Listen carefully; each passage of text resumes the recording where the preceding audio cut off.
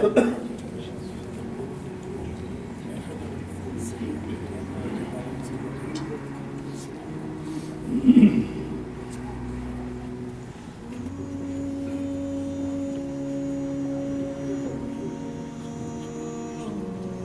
اللہ الرحمن الرحیم۔ معزز و محترم مشائخ و علماء اسلام و معزز و محترم حاضرین و سامعین، اللہ رب العزت کے فضل و کرم سے آج رمضان المبارک کے اس بابرکت اور مقدس مہینے کی 24ویں شب ہے اور اس رمضان کے آخری عشرے کی چوتھی شب ہے۔ آج رات ہمارے ہاں نماز تراویح میں قرآن مجید کا جو حصہ پڑھا جا رہا ہے وہ اللہ تبارک و تعالیٰ کی عطا سے اور اس کے فضل سے 28ویں پارے پر مشتمل ہے۔ اول سے لے کر آخر تک پورا 28واں پارہ انشاءاللہ العزیز تلاوت کیا جائے گا۔ اس پورے پارے کے اندر 9 صورتیں ہیں۔ 9 صورتوں میں سے جو پہلی 2 صورتیں ہیں ان کے اندر 3 رکوع ہیں، بقیہ ساری کی ساری صورتوں میں 2 رکوع۔ 19 صورتوں کے اندر صرف ایک سورہ مبارکہ جو ہے وہ نزول کے اعتبار سے مکی ہے، بقیہ ساری کی ساری 8 صورتیں اس پارے کی یہ نزول کے اعتبار سے مدنی صورتوں میں سے۔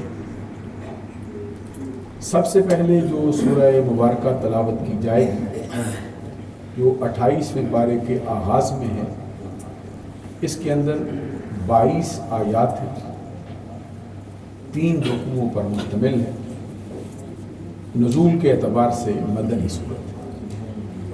اس کا نام سورہ مجادلہ ہے۔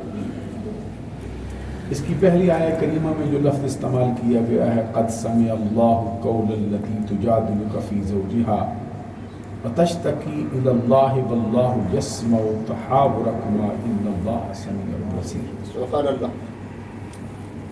بے شک اللہ تبارک و تعالیٰ نے اس خاتون کی بات سن لی ہے جو اپنے خامد کے بارے میں آپ سے بحث و تکرار کرتی ہے اور اللہ تبارک و تعالیٰ کی بارگاہ میں شکایت کرتا ہے۔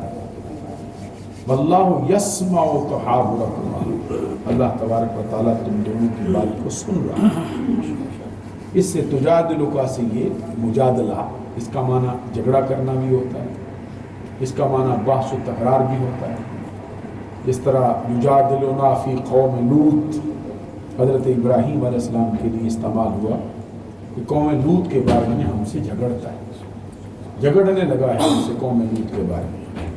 یہ سورہ مبارکہ جو اس کی آغاز کی آیات ہے، ایک خاتون ہے سرزمین مدینہ المنورہ کی جن کا اسم گرامی ہے حضرت خولہ بنت سالبہ۔ ان کے خامند کا اسم گرامی ہے اوس بن صامت۔ تو آپس میں کسی مقام پر ان کی بحث و تکرار ہوئی تو ان کے خامند مکرم نے ان سے کہہ دیا کہ تو میرے لیے اس طرح ہے جس طرح میری ماں کی پشت ہے۔ تو زمانہ جاہلیت میں یہ عورت کو طلاق دینے کے الفاظ اتر ہوا کرتے ہیں۔ اب بحث و تکرار کے بعد وہ بارگاہ رسالت میں حاضر ہو گئی کہ میرے خامد نے مجھے یہ جملہ کہہ دیا ہے، اب میرا حال یہ ہے کہ عمر میری گزرنے کے قریب ہو گئی ہے، بڑھاپا میرے سر پہ آ گیا ہے، والدین میرے انتقال کر چکے ہیں، ماں مر چکی ہے، باپ مر چکا ہے، تو بچے میرے چھوٹے چھوٹے ہیں، اگر اپنے میں خامد کے پاس اس کو چھوڑ دیتی ہوں تو میری جدائی ان کو برداشت نہیں ہوگی، ہلاک ہو جائیں گے، اگر اپنے پاس رکھتی ہوں تو بھوک کی وجہ سے وہ مرنے کا اندیشہ ہے۔ تو سرکار وہ میرے بچوں کا باپ ہے، مجھے اس کے ساتھ بڑا پیار ہے، کوئی صورت اس کی میرے ساتھ رہنے کی ہو جائے۔ تو نبی اکرم صلی اللہ علیہ وسلم نے اسے فرمایا کہ ابھی تک تیرے معاملے میں مجھ پر اللہ تبارک و تعالیٰ کی طرف سے کوئی حکم نازل نہیں ہوا۔ تو پھر وہ جب یہاں اس کی بارگاہ رسالت میں عرض کرتی رہی، پھر اس نے اللہ تبارک و تعالیٰ کی بارگاہ میں عرض کیا کہ مولا میں اپنی شکایت تیری بارگاہ میں پیش کرتی ہوں، مجھ پہ مہربانی فرما۔ تو اللہ تبارک و تعالیٰ نے جس کے نتیجے میں یہ سورہ مبارکہ کی جو آیات ہیں اس کو نازل فرمایا۔ اس کے آخر میں پھر جو آیات آتی ہیں اللہ تبارک و تعالیٰ نے اس میں اپنے نبی صلی اللہ علیہ وسلم سے وعدہ فرمایا ایک قسم کا لا تجد قوما یؤمنون باللہ والیوم الاخر یوادون من حاد اللہ ورسولہ ولو كانوا آباءهم او ابناءهم او اخوانهم او عشیرتهم اولئک كتب في قلوبهم الایمان وأیدهم بروح منه ويدخلهم جنات تجري من تحتها الانهار خالدین فیہا رضی اللہ عنہم ورضوا عنہ اولئک حزب اللہ الا ان حزب اللہ هم المفلحون. سبحان اللہ. یہ اللہ تبارک و تعالی نے اپنے نبی صلی اللہ علیہ وسلم سے وعدہ فرمایا کہ آپ نہیں پائیں گے اس قوم کو جو اللہ پر ایمان لانے والی، آخرت پر ایمان لانے والی ہے، کہ اللہ اور اس کے رسول کے مخالفوں سے دوستی کرے، اللہ اور اس کے رسول کے مخالفوں سے دوستی کا پیمان باندھے. وہ اللہ اور اس کے رسول کے مخالف کتنے ہی ان کے قریبی رشتہ دار ہیں. یوادون من حاد اللہ ورسولہ ولو کانوا آباءہم، اگرچہ وہ ان کے آباء و اجداد، باپ ان کے دادا کیوں نہ، او ابناءہم او اخوانہم او عشیرتہم، اگرچہ ان کے بیٹے کیوں نہ، اگر ان کے بھائی کیوں نہ ہو، اگرچہ ان کے کنبے اور قبیلے اور برادری کے افراد کیوں نہ، بھائی بند کیوں نہ ہو، وہ اللہ اور اس کے رسول کے مخالفوں سے دوستی کا پیمان نہیں باندھ سکتا. تو جس نے یہ عمل اپنایا ان پر اللہ کا کیا کرم ہو، اولئک کتب فی قلوبہم الایمان وأیدہم بروح. یہ وہ لوگ ہیں جن کے دل پر اللہ تبارک و تعالی نے ایمان کو نقش کر دیا اور اپنی طرف کی روح سے ان کی مدد فرمائی. یہ اس کی آخری آیت کریمہ. اس کے بعد پھر اگلی سورہ مبارکہ سورہ حشر. یہ شین کے اوپر جو ہے یہ سکون ہے، حشر. اس کی دوسری آیت کریمہ میں لأول الحشر استعمال کیا گیا، اس کی بنیاد پر پوری سورہ مبارکہ کا نام سورہ حشر رکھا گیا ہے. اس کے اندر 24 آیات 3 رکوعوں پر مشتمل ہے، اور یہ سورہ مبارکہ بھی اپنے نزول کے اعتبار سے پہلی سورت کی طرح یہ بھی مدنی سورہ مبارکہ ہے. اس میں بھی اللہ تبارک و تعالیٰ نے بہت سے احکامات بیان فرمائے، اور اس کا آخری رکوع جو بہت ہی زیادہ پڑھا جاتا ہے، یا ایھا الذین آمنوا اتقوا اللہ، یا ایھا الذین آمنوا اتقوا اللہ ولتنظر نفس ما قدمت لغد واتقوا اللہ ان اللہ خبیر بما تعملون ولا تکونوا کالذین نسوا اللہ فانساهم انفسهم اولئک هم الفاسقون. پھر فرمایا لا یستوی اصحاب النار واصحاب الجنہ اصحاب الجنۃ هم الفائزون. کیا مطلب ہے؟ جنت والے دوزخ والے برابر نہیں. یہ بات ذہن میں رہنی چاہیے. جنتی دوزخی برابر نہیں ہو سکتے، مرنے کے بعد انسان برابر نہیں. لا یستوی اصحاب النار واصحاب الجنہ، دوزخ والے جنت والے برابر نہیں. اصحاب الجنت هم الفائزون، جو جنت والے لوگ ہیں وہ کامیاب ہیں. وہ کامیاب ہے کہ اللہ تبارک و تعالیٰ کا ان پہ کرم ہو گیا، اللہ تبارک و تعالیٰ نے ان کو بخش دیا، جنت میں داخلہ کر دیا. اور اسی میں فرمایا گیا کہ وَلَا تَكُونُوا كَالَّذِينَ نَسُوا اللَّهَ فَأَنسَاهُمْ أَنفُسَهُمْ. اے لوگوں، ان لوگوں کی طرح نہ ہو جانا جنہوں نے اللہ کو بلا دیا. ان لوگوں کی طرح نہ ہو جانا، اور پھر اللہ تبارک و تعالیٰ نے بھی ان کو چھوڑ دیا. یہ توجہ طلب ہے بات. اللہ تبارک و تعالیٰ فرماتا ہے ان لوگوں کی طرح نہ ہو جانا جنہوں نے اللہ کو بلایا ہے، مگر نہ اللہ تبارک و تعالیٰ بھی تم کو چھوڑ دے گا. اور پھر اس کے آگے وہ جو مشہور و معروف آیات کریمہ هو اللہ الذی لا الہ الا هو عالم الغیب والشہادۃ هو الرحمن الرحیم هو اللہ الذی لا الہ الا هو الملک القدوس السلام المؤمن المہیمن العزیز الجبار المتکبر سبحان اللہ عما یشرکون واللہ الخالق البارئ المصور له الاسماء الحسنى یسبح له ما فی السماوات والارض وهو العزیز الحکیم. یہ سورہ حشر ہے دوسرے نمبر. اس کے بعد پھر تیسرے نمبر پر جو سورہ مبارکہ پڑھی جا رہی ہے، یہ پہلی 2 صورتیں دونوں کی دونوں نزول کے اعتبار سے مدنی. درمیان میں یہ صورت جو ہے جس کا نام ہے سورہ ممتحنہ. یہ مکی صورت ہے. اس کے اندر 13 آیات ہے، 2 رکوعوں پر مشتمل ہے. پہلی دونوں جو تھی وہ 3 رکوعوں پر مشتمل ہے. یہ 13 آیات پر مشتمل 2 رکوعوں پر مشتمل سورہ مبارکہ ہے. اس کے اندر ایک آیہ کریمہ جس میں اللہ تبارک و تعالیٰ فرماتا ہے یا ایھا الذین آمنوا ان جاءکم المؤمنات مہاجرات ان جاءکم المؤمنات مہاجرات فامتحنوہن اللہ اعلم بایمانہن۔ اے ایمان والو، اگر جب تمہارے پاس ایمان والی عورتیں کفرستان کو چھوڑ کر تمہارے ہاں مہاجر ہو کے آئیں تو پھر ان کا امتحان لے لیا کرو، ان کو پرکھ لیا کرو۔ اسی سے یہ سورہ مبارکہ کا نام رکھا گیا ہے سورہ ممتحنہ۔ یہ فامتحنوہن، کہیں ایسا تو نہیں ان کے ایمان کا حال معلوم کر لو کہ اللہ کی خاطر آئی ہیں یا خامدوں سے کسی معاملے کے اندر الجھ کے لوٹ آئی ہیں۔ کبھی ایسا بھی ہوتا ہے کہ خامد کو چھوڑ کے عورت اپنی مرضی سے تنگ ہو کے قاضی صاحب کے سامنے آ کے دعویٰ دائر کر دیتی، جیسے آج کل شعبہ قضا کھلے ہوئے ہیں، آگے کہا جاتا ہے جناب میرا خامد مجھ سے یوں کرتا ہے یوں کرتا ہے یوں کرتا ہے، انہوں نے قسم لی، آگے فیصلہ کیا، لو جی طلاق ہو گئی۔ یہ جو یہاں پہ ایک مسئلہ چلا ہوا ہے، بڑے بڑے گھر برباد کر دیے، حالانکہ نبی اکرم صلی اللہ علیہ وسلم کا فرمان ہے انما الطلاق لمن اخذ بالساق، طلاق دینا اس کا حق ہے جس نے عورت کی پنڈلی پکڑی۔ پنڈلی پکڑنا یہ محاورہ ہے سرزمین عرب میں، یعنی وہ جو عورت کے ساتھ جماع کے قابل ہے، یعنی وہ جس کو شریعت نے اس کی اجازت دی ہے، جس نے نکاح کیا ہے، اس کے علاوہ دوسرا بندہ طلاق نہیں دے سکتا۔ الذی بیدہ عقدۃ النکاح، نکاح قرآن مجید میں فرمایا جن کے ہاتھ میں نکاح کی گرہ دی گئی ہے وہ مرد ہے، مرد کے بغیر عورتوں کو طلاق نہیں ہو سکتا۔ اور پھر فقہ حنفی کا تو ضابطہ باقاعدہ طور پہ حدیث سے جو اخذ کیا گیا جس میں فرمایا گیا کہ البینۃ علی المدعی والیمین علی من انکر، جو دعویٰ کرتا ہے دلیل دینا اس کے ذمہ ہوتا ہے، دلیل لائے، نہ کہ قسمیں اس سے لینا شروع کر دو۔ بڑے بڑے فتاوے ہمارے پاس آئے، دیکھیں یہ فتویٰ لکھا ہے یہ مفتی صاحب نے، تو کہ اس سے قسم لی ہم نے عورت سے۔ قسم تو شریعت اس کے ذمہ ڈالتی نہیں، شریعت اس کے ذمہ لاتی ہے بھئی اگر مدعی ہے تو پھر اس گواہوں کا مطالعہ گواہیاں لاؤ۔ تو جس کے خلاف مدعا علیہ کے ذمہ ہے کہ وہ قسم اٹھائے انکار کر دے، البینۃ علی المدعی والیمین علی من انکر۔ تو یہاں یہ ضابطہ قائم ہو گیا۔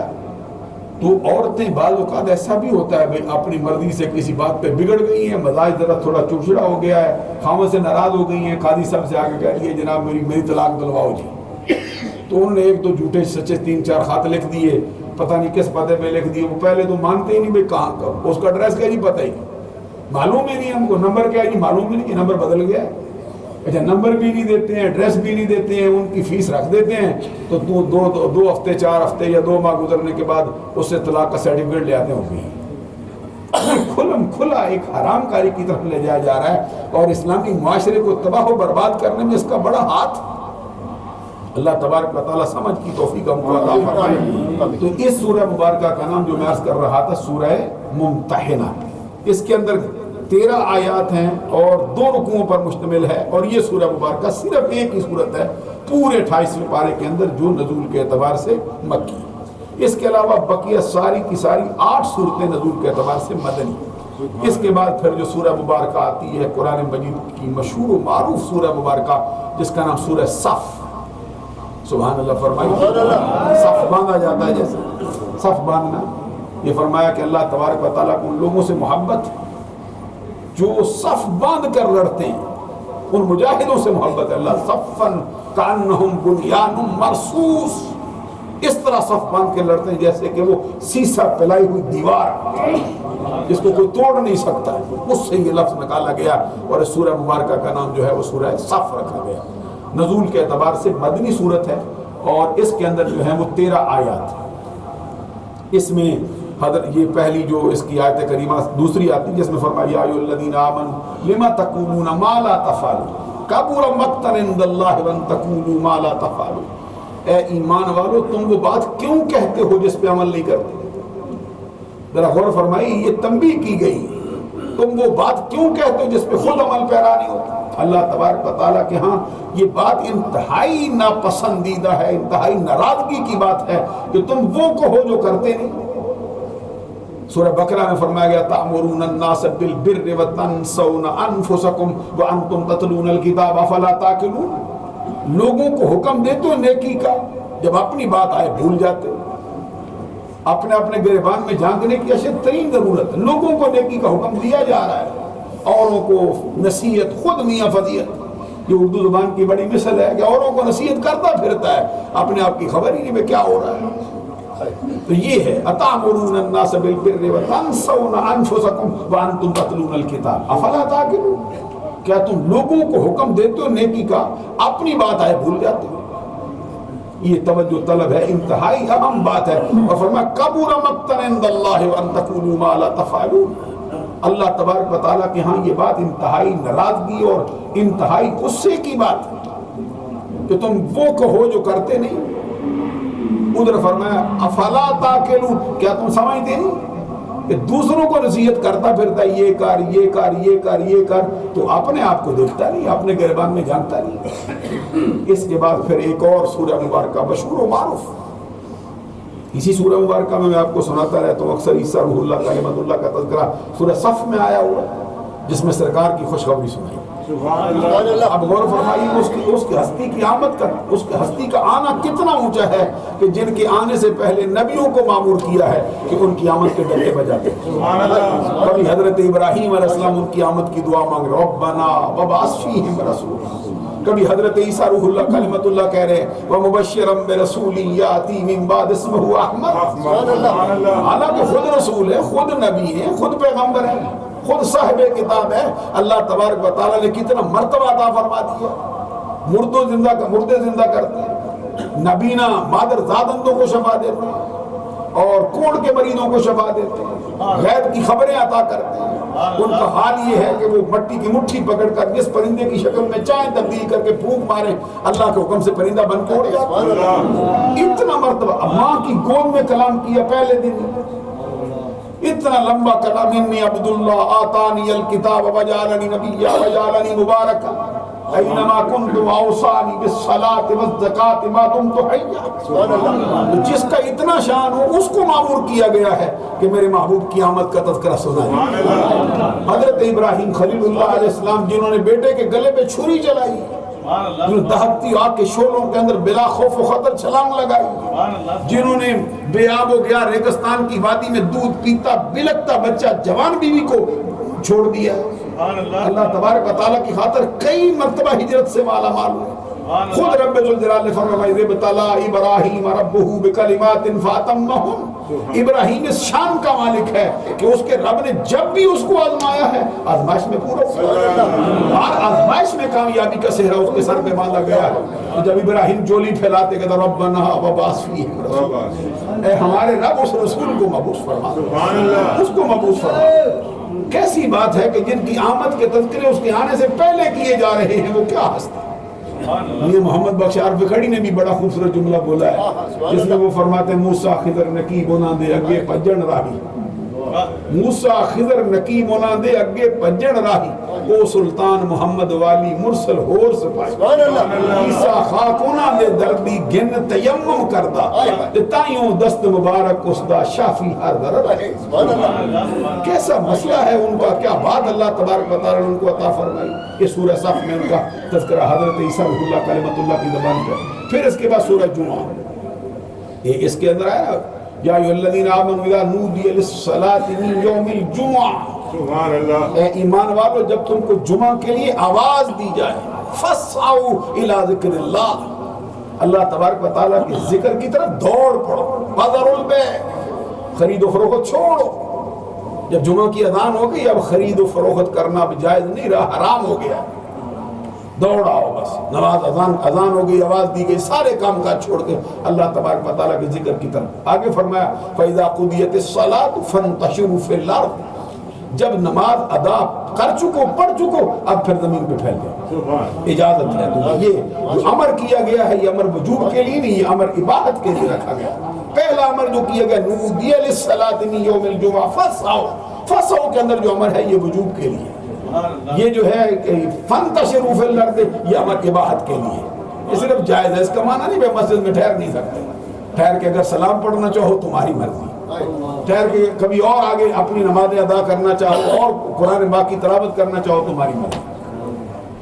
تو اس کے بعد یہ پھر سورہ جمعہ کے بعد یہ سورہ مبارکہ جو ہے سورہ جمعۃ المبارک، یہ 11 آیات پر مشتمل ہے۔ اس کے بعد پھر اگلی سورہ مبارکہ سورۃ المنافقون، یہ بھی مدنی ہے، اور اس کے اندر بھی اتفاق ایسا 11 آیتیں ہیں۔ اور اذا جاءک المنافقون قالوا نشهد انک لرسول اللہ واللہ یشہد، یہ اللہ تبارک و تعالیٰ فرماتا ہے جب آپ کے پاس منافق آئیں گے قسم اٹھائیں گے اللہ کی کہ آپ اللہ کے رسول ہیں، تو ساتھ ہی اللہ تبارک و تعالیٰ فرماتا ہے یہ منافق جھوٹے ہیں، اللہ کو معلوم ہے کہ آپ اس کے رسول ہیں، معلوم بات سچی کر رہے ہیں، لیکن رب کہتے ہیں پھر بھی یہ جھوٹے ہیں۔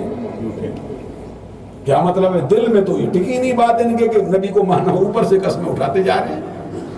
مذبذبین بین ذالک لا الہ الا ولا الہ، اسی لیے فرمایا گیا کہ جو مذبذبین بین ذالک درمیان میں اٹکا ہوا ہے، درمیان میں، نہ ادھر کا ہے نہ ادھر کا ہے، جس طرح دھوبی کا کتا ہوا کرتا ہے، نہ گھاٹ کا ہوتا ہے نہ گھر کا، اس کو پتہ ہی ٹھکانا کون سا ہے۔ اللہ تعالیٰ عمل کی توفیق عطا فرمائے۔